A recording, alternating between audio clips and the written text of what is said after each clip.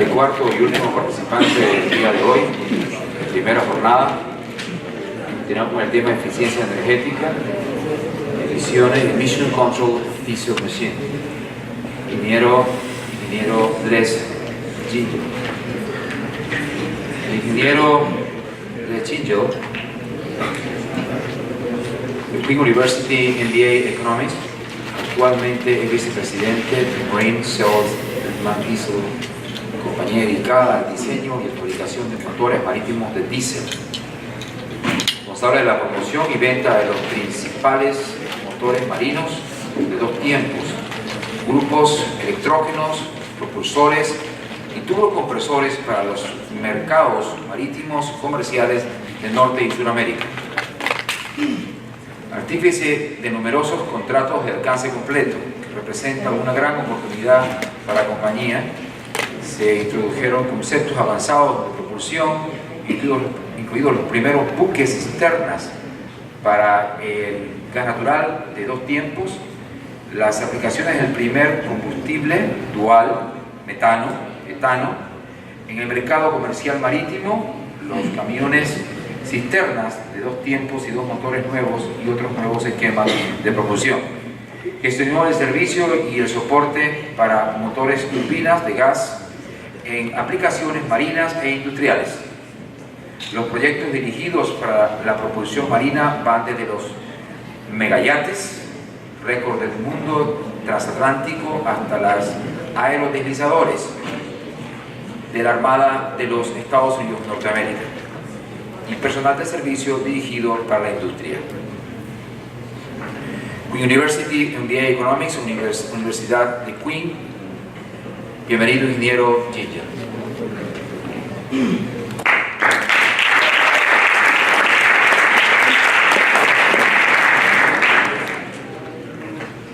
Buenos días. Nice to see you, and quite an honor to be asked to speak here. So I'm going to talk about large diesel engines and emissions. And when I'm talking about large, I'm talking about very large engines. Here we have, for instance, one of our biggest engines that we've had. That's a 12-cylinder, 98, so more or less a meter bore. And the stroke will be somewhere around 4 meters. So this is a very huge engine. So this one here, 82 megawatt. One of our smallest, this is a 35 bore, but you can see the relative sizes. And I show you this as well. Essentially anything below these sizes we consider to be sewing machines. These are real engines we call. So you can imagine that the emissions is a very major issue with these engines. This is one of the very old slides. This was back in the day before tiers in fact existed. This is like a tier 0 engine. So let's say these numbers are somewhere from about 1995 or so. And this is a big engine, 60 megawatt, with the ship going 60 knots. Or 60 knots. That would be interesting. Going 24 knots. So this is using all of that power. And you can see here what goes in on a daily basis. But more importantly, this is what in those days, 15 years ago, came out on a daily basis. 86 tons of CO2, 14 tons of SO2, and 30 tons of NOx every day out of that engine when that thing was going full bore. So obviously very significant, something had to be done. Now, obviously, we do what the regulations and what our customers demand. This was before there was any regulation of the emissions. So as you no doubt know at this point, we have the CCU and the NECA here in North America. And that the CCU, of course, sulfur emission control, and NECA, NOx emission control. I'll go through this relatively quickly. I know I'm standing between you and a beer, so I'll try my best to move it along. This you saw in my colleague's slide a little while ago. Sulfur content is regulated from the point of view of just the sulfur number. There are no tier levels, for instance. As you probably know, point 1 is coming up shortly in 2020. So that is going to be in effect on a lot of things, whether it be scrubbers or whatever else people use. But this is NOx. And NOx was in 2016 regulated down to a reduction of 80% from what Tier 1 was. Tier 1 was a regulation, Tier 2 was 20% reduction, and another 60% for Tier 3. So that's where we're at for North America at this point, is a very substantial reduction in NOx. When we had this first one of 20%, we managed to do that by using internal methods in the engine. It decreased the efficiency a little bit, but it worked fine. We could not do that for Tier 3. We had to use external methods. Now, I mentioned that, and we'll come back to that in just a minute, of why this means so much of the detuning of these huge engines. And again, SOx is one thing. SOx, sulfur oxide, SOx in, SOx out. You don't have any way around it. Either you will get a low SOx fuel, or you can use a scrubber afterwards. But that's what happens with SOx. It's either in or not. So you can use a good fuel, or you can use a scrubber.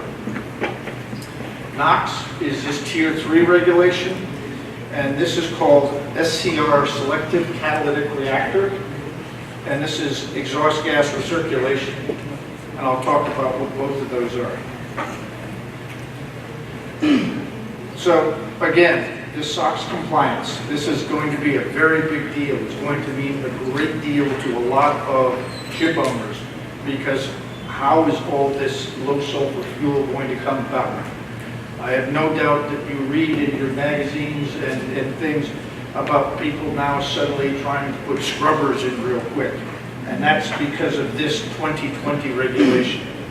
So with a higher sulfur fuel, you can use HFO ideal plus a scrubber. And you're going to need a separate scrubber for the main engine and for your gensets. Very significant. Or you can use a low sulfur fuel, and that will take care of the issue. But again, we don't yet know what that's going to cost.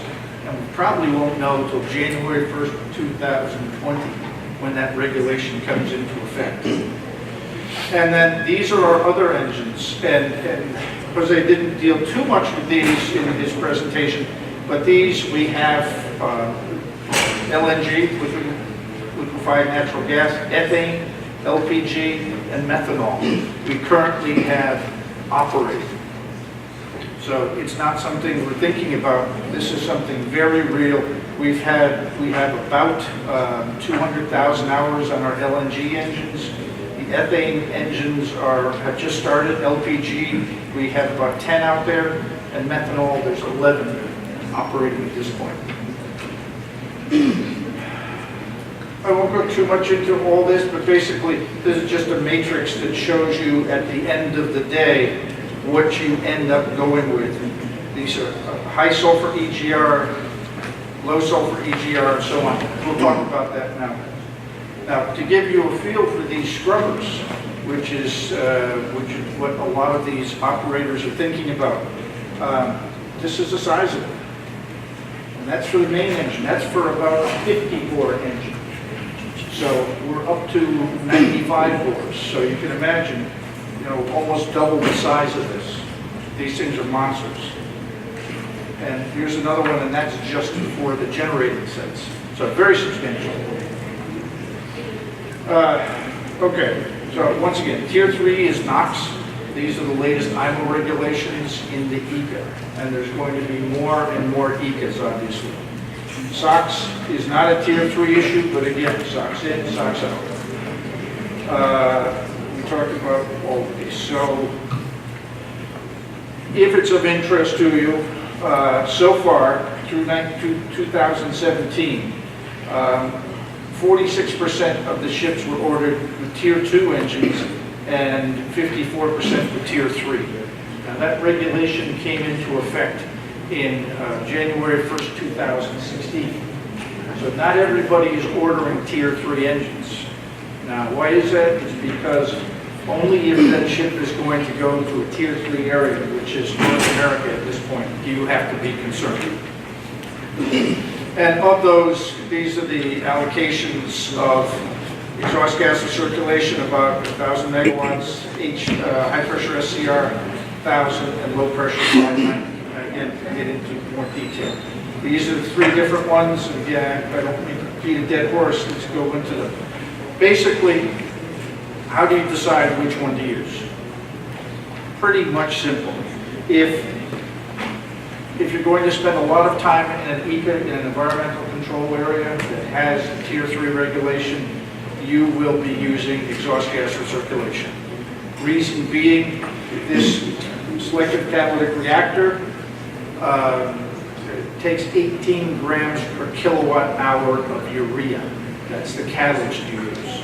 So if you've got a big engine and you have 18 grams per kilowatt hour of urea, you add it up and it gets to be a big number very fast.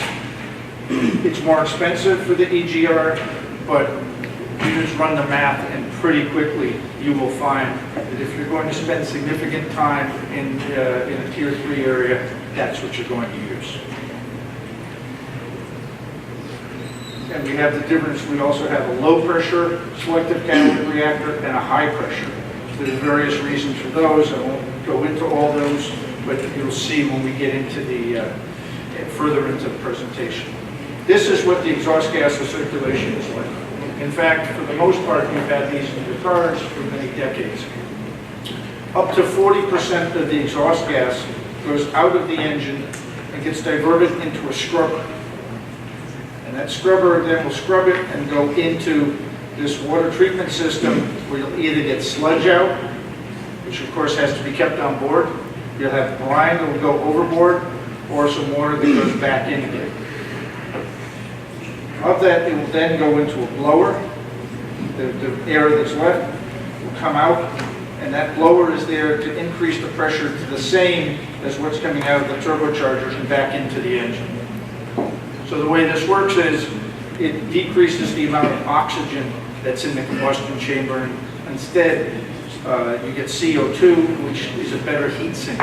So as NOx, nitrogen oxide, is a function of the heat in the combustion chamber, by minimizing the amount of oxygen, it cools it down. Very effective, works well, and it fits integrally into the engine. This is essentially what you'll see. Here's your engine. Here's the EGR. It fits within the engine envelope, which is very substantial because a lot of the shipbuilders are very concerned about the size of all these issues that are going on around the engine. You have a sodium hydroxide tank, and that is to, with the amount of sulfur in the fuel, depending how much, this will change the pH. All right, so it makes it neutral. Water treatment system and the sludge tank. So, okay, there are bits and pieces that have to be added to the engine or in your ship design. We have two kinds. We have a high sulfur for HFO and a low sulfur unit. So you can see here the outline of a person, and you can see the relative difference in size. We're still finding out more things about these. We've had them on ships since 2013. The biggest issue we found to start with was that we had to use very high quality stainless steel because the exhaust from the engine really is very nasty.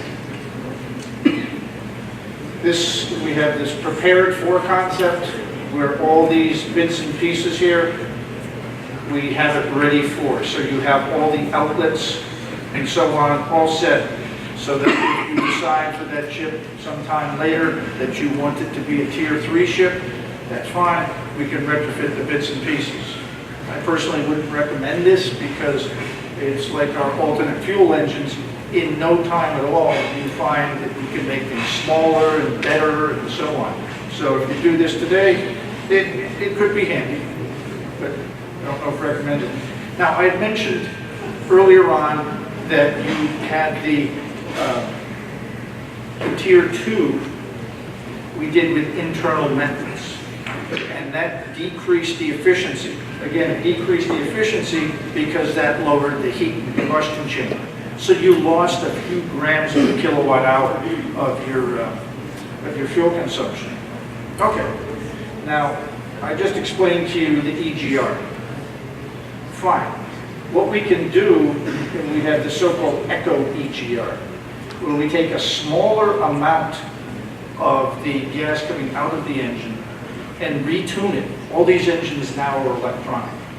We retune it to have maximum efficiency, to be to the point where the engine essentially is a Tier 0 engine. And we use this EGR to bring it back into compliance with the requirements. Works quite well, works quite well. You'll get a 4 to 5 grams per kilowatt hour better fuel consumption. And remember, these engines will burn 200, 250 tons of fuel a day. So when you're getting a few percent, that means a tremendous amount to operate. This presentation is available to you, so you can see what it says, but basically this says what I said before, and here this would be a standard operation, and here you see much lower, that would be the echo EGR. The only issue with it is if you're using a higher sulfur fuel, you will get more sludge, and that might mitigate any benefit you have. But it's available, it's strictly a software change for us, so it's not a massive hardware difference. Very effective. So I'm going to go on to these. Oh, by the way, our website, mandieselturbo.com, is really excellent. And it's all available without any passwords or anything else. You can model engines if you want. You can go in and it will tell you the emissions, it'll tell you fuel consumptions, it'll tell you everything about that engine, and you can put in what kind of fuel you use. It's a really excellent website. And these are also their market update note, which is the latest information from our company. And as we have the vast majority of the world's market share in big engines, it's really something that if you're interested in large engines, please go and enjoy it. It's really good. So these are what we have of references. I won't go through them all. Again, you have access to this, but quite a few EGR references. And not all customers agonize whether they're going to use after treatment or not if they're going to go to America. Okay. This is much simpler. This is a selective catalytic reactor, SCR. It's very simple. You get the exhaust gas that goes in, and you have these 18 grams of urea that I mentioned. You go in, and you end up with nitrogen and water. Pretty cool. Works very well. We've had them, first ship I ever visited when I joined the company 25 years ago had an SCR. So it's nothing new. What we do is the exhaust goes before the turbocharger, up and out into this so-called vaporizer, which is where the urea gets injected, then into this selective catalytic reactor and out. Fine. You may notice something here. You know, the engine by itself is not small, and I'll show you pictures shortly of what size the SCR is. So that can be a factor of why you may not want to, depending. If for certain, it would be difficult to retrofit. Simpler to install. This is that urea tank, and that's essentially it, and then it goes into the engine. We also have on our website an excellent book called the Mission Project Guide. And it tells you everything you want to know about that. It will give you comparative examples. You can run your own numbers. It's really a spectacular thing. I highly recommend you use the one on the website because it's always up to date. Last update was, I think, April of this year. Always up to date, whereas the hard copies, of course, age quickly. This is the low pressure SCR. That last one we saw was a high pressure. It can use up to 3.5% sulfur fuel. This is the low pressure SCR, which is a 0.1% sulfur fuel. So the sulfur is not NOx. Sulfur is one thing, NOx is quite another, and you have to do your regulations according to the Tier 3.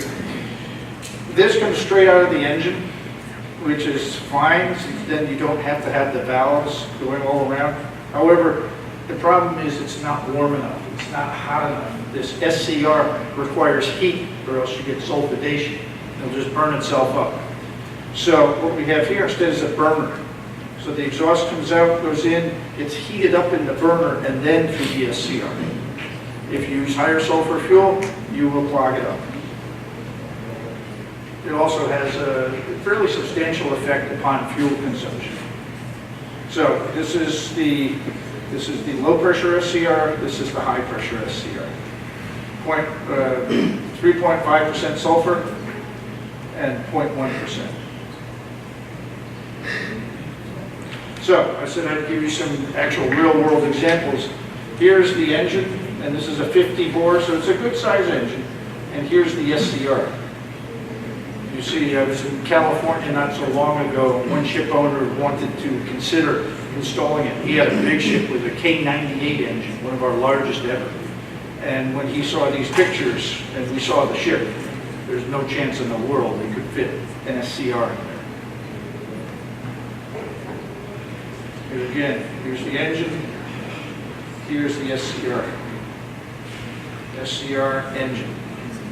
So very, very substantial pieces of equipment.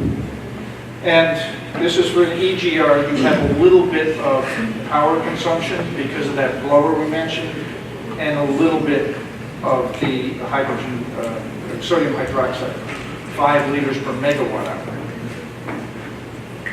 This is operation for a selected catalytic reactor, and you'll look, this example will show that 20 megawatt engine, which for us is medium size, maybe a little small, operating about 50% of the time in an EGA at $1,000 per ton, $700,000 per year. That's just for the urea. Now, sometimes, oh well, but I can tell you, any ship owner that knows that each one of his ships will incur an operating cost for doing nothing, just operating the way it is today, except to meet the emission regulations, will have a real hard time at $700,000 additional operating cost. We also have one of our colleagues in the, I should have said up front, all these engines are from our Danish group. So I work with that group. This is from our German crowd, and they have a much smaller SCR. So that may end up being useful. Again, we know it also already was a factor, a significant factor in a new cruise ship order, because in a cruise ship, literally any cabin is worth hundreds of thousands of dollars a year. So losing any cabin is a great deal. So if you have, remember on a cruise ship, you probably have 5 to 6 engines. If you have that many big SCRs, it really is an issue. So instead they now have this small one, which is pretty effective. Yeah, so you see that difference between something of that size versus this, pretty significant. And these are the ones that we have that have SCR. So it's a pretty substantial number. These all started again with the January 2016 was the date that these started being installed or being acquired. So it's a pretty significant number. Quite a few. So I think, China is very interesting. Just in a previous presentation, we heard about methane slip, or should I say greenhouse gas. One of the worst greenhouse gases is methane. And we've all heard about the latest thing with the LNG engines and so forth. Well, we use on our LNG engines, our dual fuel engines, we use so-called high pressure engines. So we have 300 bar of pressure of the LNG going in. And because we still work in the diesel process, so we have a pilot oil, 1 to 3% will go into the combustion chamber, and immediately thereafter, goes in the LNG, so it doesn't have a chance to slip because it just burns immediately. The other type of engine is so-called low pressure, where it's an auto cycle. So you get the air and the fuel, and you compress it and so on, and it hides within the engine. And in those engines, you'll see 4 to 6% methane slip. And as a greenhouse gas, methane is about, I think it's factors 86 times. So it just forms a blanket. So again, when you're forming these kinds of amounts with that kind of fuel consumption on a daily basis, it's a huge deal. And we're expecting to see a great deal more of that. Retrofit, well, this is China. China is now requiring inland that it have minimum methane slip. So it's going to be very interesting how that plays out. Can you retrofit? Yeah. Is it really feasible? No. Don't say anybody told you that. We can go from mechanical engines to electronic engines, but again, very expensive. So it's going to be interesting to see how these new Chinese regulations work out. And I thank you very much.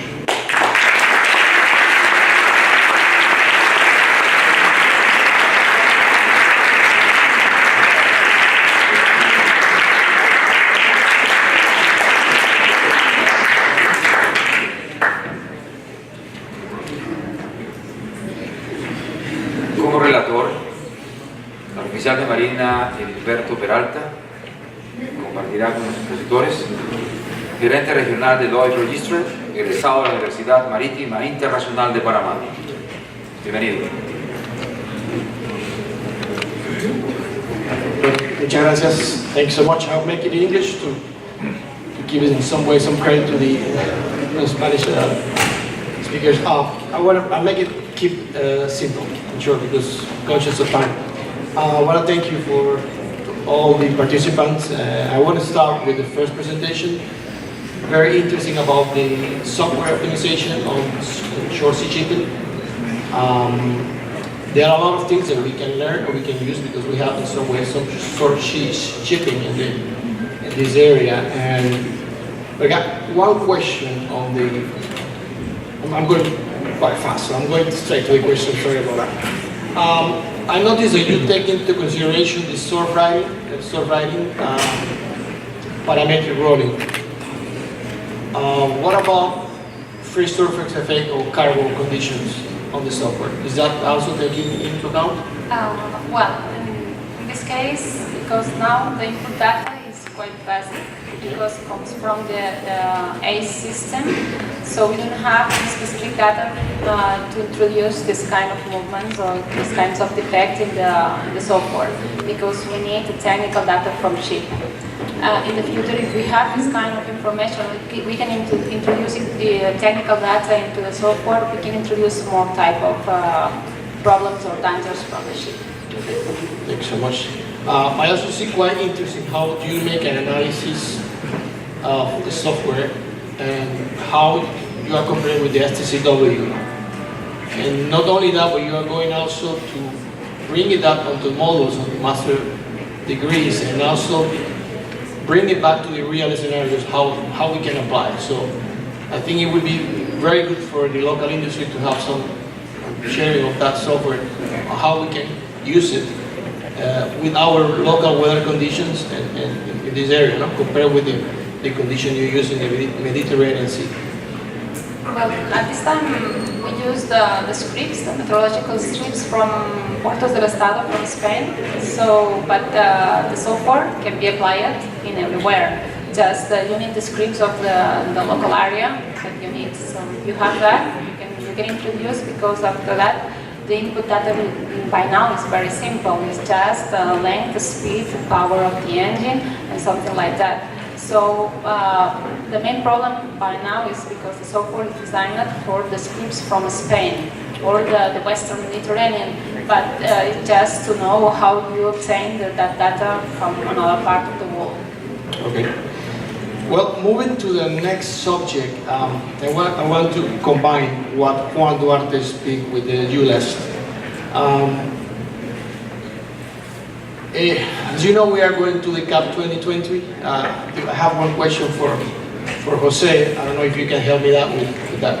With the answer is mainly the what challenge you are facing retrofitting? Call it scrubbers or the other type of system that you are. What is the main challenge basically? For 24 for the low sulfur? Yeah. Yeah. Actually, so far the major issue has been that we recommend that you change the piston rings to a new ceramic-coated piston ring, and that's essentially so far the thing that we've suggested. We also have a little bit of an issue with the type of cylinder lube oil. And when you have low sulfur fuel, you use a low BN cylinder lube oil.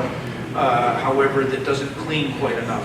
So we suggest you go back to a higher one for a short period of time and back down. But otherwise, as far as significant issues to the engine, none whatsoever. We've been using low sulfur fuel oil for a long time. Yeah. What about the stability issues with the huge scrubbers on the top of the vessel? We don't do anything with scrubbers. We leave that to someone else. As far as, well, obviously they're very large. They affect a great deal of things with their stability. We also, if you go into one of our websites, it will tell you exactly what your back pressures are and so on, which is very useful for designing your scrubber. Okay, one more question. Methane slip, the low pressure. Do you have any alternative solution for that to avoid any 3 to 5% per slip? Is that something that you can add externally to the engine? When you're using an auto cycle engine, when you're compressing air and fuel, it's got to go somewhere. It often goes somewhere before it burns. And that would be between the piston rings, that would be down in the crankcase. In the case of these low pressure engines, you actually have to have what are called bursting discs in the exhaust, so that if it does go into the exhaust and explodes, you have a bursting disc there. Okay, going to the Panama Canal subject. Fortunately, I think we didn't have any left, so I don't think I have somebody to help me out. But I just want to drop the question. Some of the canal. Is there any plan to make the Panama Canal ICA zone? So I know the Panama Canal is right now doing a lot with asking the ships to switch low sulfur before transiting. But it would be interesting to know if the Panama Canal or the government, the country is thinking to create a kind of ICA zone in the canal. Yeah. We haven't seen that. What we see probably next is the Baltic and the Mediterranean. Okay, and my last question will be on Duarte. Just to close that, is the disadvantage that we have right now. He mentioned about the scrubber system, but you mentioned that you have nothing to do with scrubber right now, with MAN. So the question won't be applicable right now. But comparing the hybrid engines with the future engines that probably will be in running on LNG only, or what's the benefit of what we can tell to another to move to a hybrid engines at this moment? What is the benefit of having that kind of engine on board?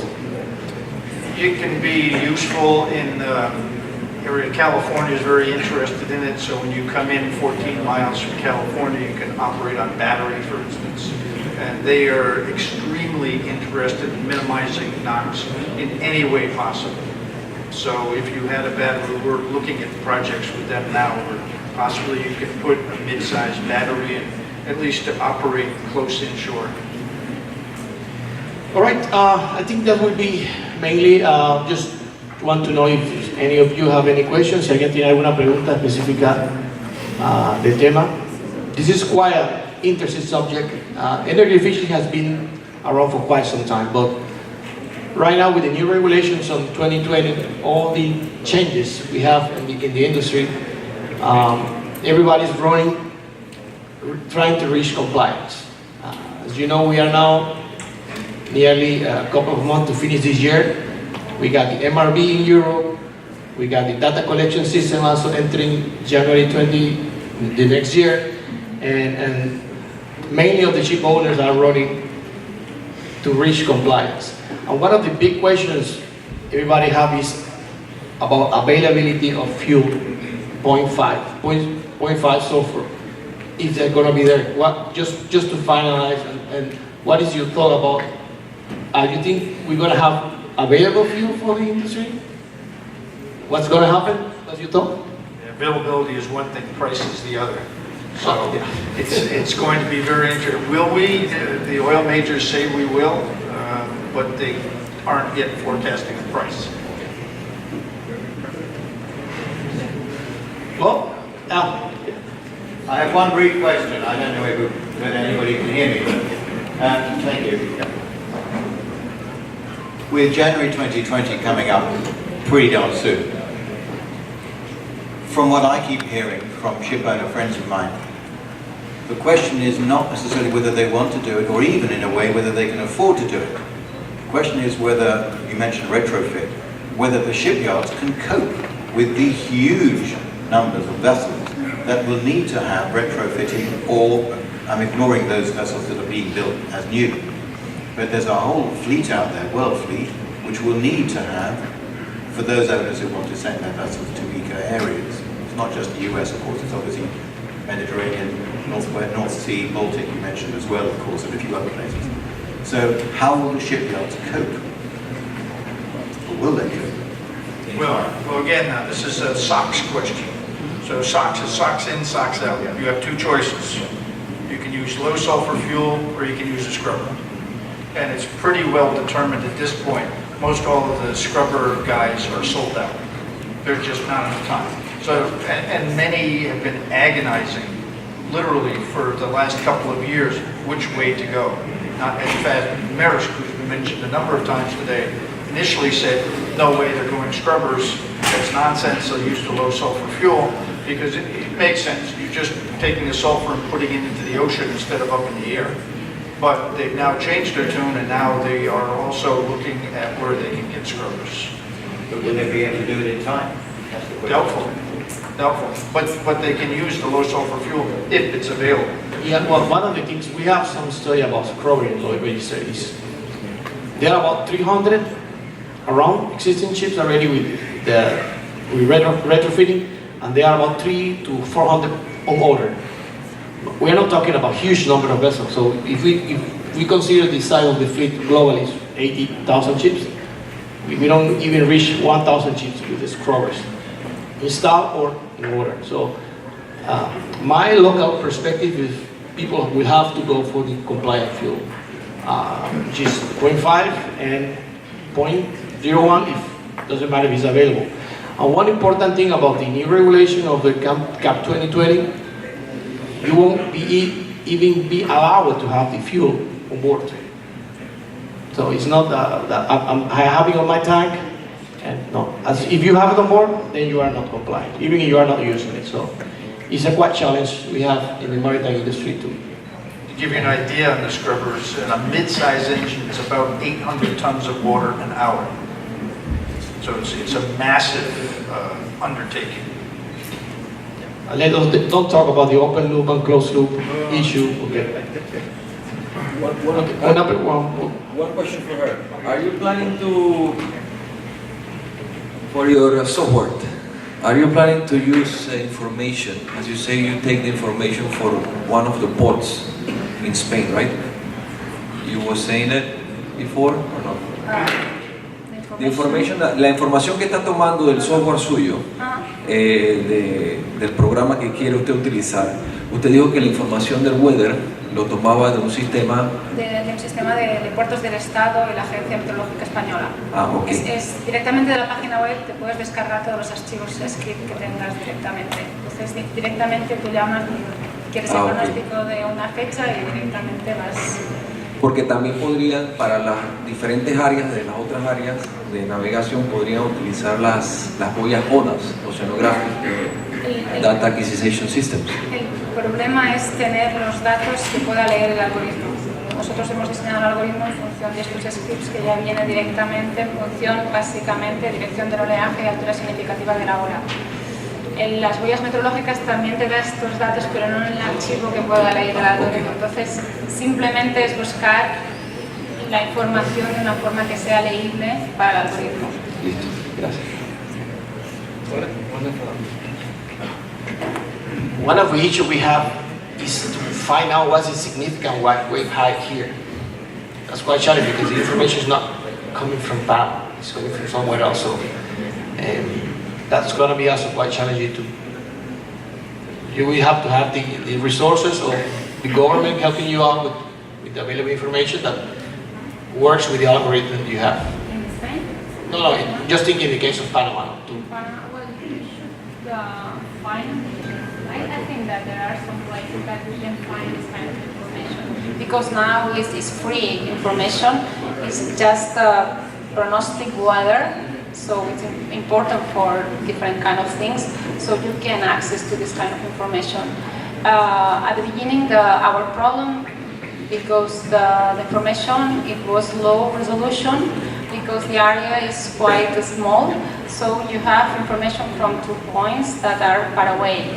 By now this information is quite good, so it's high resolution and we can try to make the optimal route because the prognostic of weather provisions are quite good. In relation to what you said, the National Weather Service of the U.S. provides such information and it's free access. My question, ma'am, has to do with the companies that already provide weather optimized weather routing. Have there been any where a lot of people they just read the information and somebody calculates the optimal route? Your algorithm should make that in an automated way. Have there been any interest from those commercial entities to get on in your train? By the way, now it's just a research project, so we are starting with short distances because we know that there is this kind of software for transoceanic routes, so now it's useful and this for the companies at the end. So we are trying to make this kind of tool at the end for the companies that are doing this kind of short routes. But now the stage is just research at the university. So we are trying in the future, try to apply to a European project in order to apply the software in a real route, in order to check if it's going to work or not. I explained in my speech that we are trying to introduce the software in e-navigator, or e-navigation, that is trying to do in the same place, in the standard mode console, in the bridge of the ship, trying to obtain all the automatic information. And not just the optimum route, and also this kind of safety operation or safety navigation, trying to avoid surviving or broaching or parametric rolling effects on the ship. Thank you, ma'am. Okay. Well, thanks so much, Marcel and Les, and I'm passing now the microphone to good friend here. So, thanks so much.